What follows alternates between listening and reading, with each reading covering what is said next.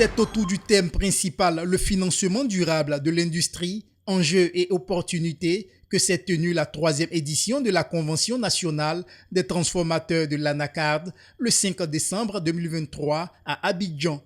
À cette journée, 3 panels de haut niveau ont meublé les échanges et activités. Il s'agit notamment de l'économie de la transformation de la noix de cajou. Ce premier panel a contribué à renforcer la compréhension économique des transformateurs et à identifier des solutions pratiques pour une transformation de cajou rentable et durable en Côte d'Ivoire. Lors du deuxième panel, les défis et perspectives de la chaîne de valeur et de l'ANACAD, ce fut une occasion essentielle pour tous les acteurs de la chaîne de valeur de l'ANACAD de collaborer et d'élaborer des plans d'action pour une industrie plus robuste et prospère. Le troisième panel intitulé Accès au financement pour la transformation du cajou a permis d'équiper les acteurs de la transformation du cajou avec les connaissances et les outils nécessaires pour naviguer dans le paysage financier et sécuriser les ressources essentielles à leur croissance et à leur succès. Au terme des échanges, experts et acteurs livrent leurs impressions.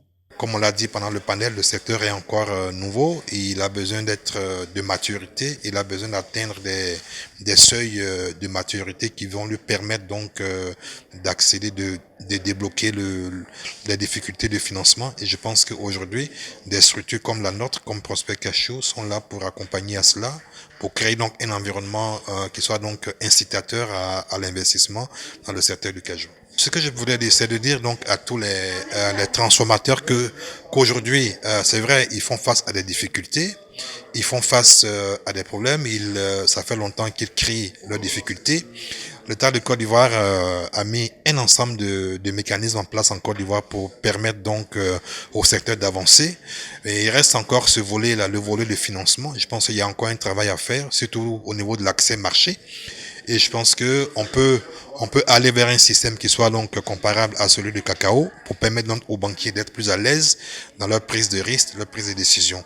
Et je voulais aussi dire aux acteurs que Prospect Cachou est là pour eux, pour les aider et pour les mettre donc à des niveaux de performance leur permettant donc d'accéder à l'investissement.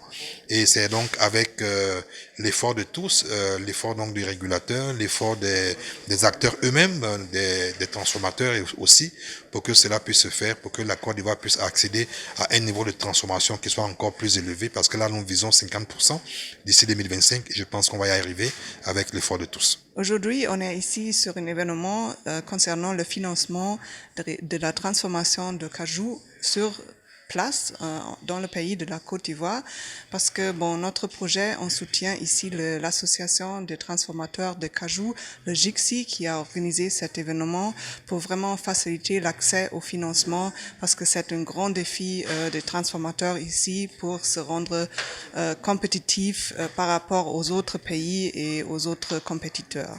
Le CBI a beaucoup de projets en Afrique. Nous travaillons dans d'autres secteurs. Par exemple, en Côte d'Ivoire, on travaille aussi dans la mangue transformée. Et il y a peut-être d'autres projets qui vont venir en Côte d'Ivoire. Et dans tous les secteurs agricoles et parfois aussi dans d'autres secteurs, on travaille et il y a toujours le même objectif.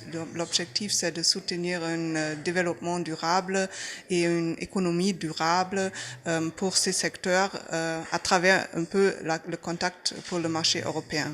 Récemment, la Côte d'Ivoire s'est tournée le deuxième exportateur mondial d'amandes de cajou, mais il reste un grand pourcentage des amandes de la matière première qui n'est pas encore transformée sur place. Et pour le développement national du pays, c'est vraiment important. Donc, bonne continuation. La convention pour la transformation de l'ANACAD, qui était l'objet de la rencontre d'aujourd'hui, s'occupait des problématiques d'accès au financement pour les transformateurs, notamment les transformateurs ivoiriens.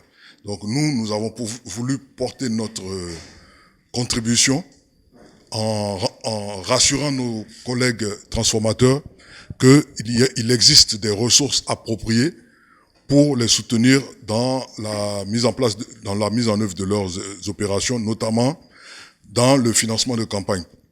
Donc, la façon dont ça se fait à travers la mise en place de lignes de crédit pour l'exportation. Donc, on leur alloue des lignes qui leur permettent d'acheter de la noix brute, de faire la transformation pendant toute l'année et d'exporter vers les pays, vers leurs clients à l'étranger, aux États-Unis, en Europe, dans le Moyen-Orient. Et donc ça, c'est en droite ligne avec la politique nationale qui tend à l'industrialisation du secteur de la noix de cajou. On veut apporter notre pierre à l'édifice et soutenir le gouvernement dans son action. Nous avons eu l'occasion de rencontrer les banquiers, les transformateurs et l'accès au financement pour la construction des entrepôts et des usines. Ça nous a permis de connaître déjà juste les banquiers sont prêts à financer les gens à construire des usines et ça nous a permis de voir un peu les risques de la transformation avec les gens qui sont passés au panel, les risques qu'il y a dans la transformation et ça nous a permis aussi de savoir par le bien d'un panéliste que généralement les premières transformations, les marges sont un peu mecs, les marges ne sont pas beaucoup et vraiment on a tiré plein d'expériences. Nous sommes des architectes mais nous cherchons aussi vraiment à aller à la transformation. Avec ces gens de panels-là, ça nous donne beaucoup d'expérience et ça nous permet de se projeter et voir qu'est-ce qu'on peut faire, quelles sont les choses qu'on peut mettre en place vraiment pour atteindre cet objectif-là. L'appel à lancer, c'est de demander encore aux partenaires financiers vraiment d'avoir confiance au secteur de l'ANACAD, de financer. Il ne peut jamais avoir des secteurs d'activité sans risque, mais il faut risquer. Avec beaucoup d'avancements que le Conseil du coton de l'ANACAD a mis en place, je pense que vraiment il peut essayer de voir comment il faut aider les acteurs vraiment à aller déjà à la transformation pour qu'on arrive à avoir un produit fini. C'est ce que on recherche. L'objectif de l'État, c'est d'aller à la transformation, mais sans le soutien des banquiers, il serait très difficile qu'on arrive à atteindre notre objectif.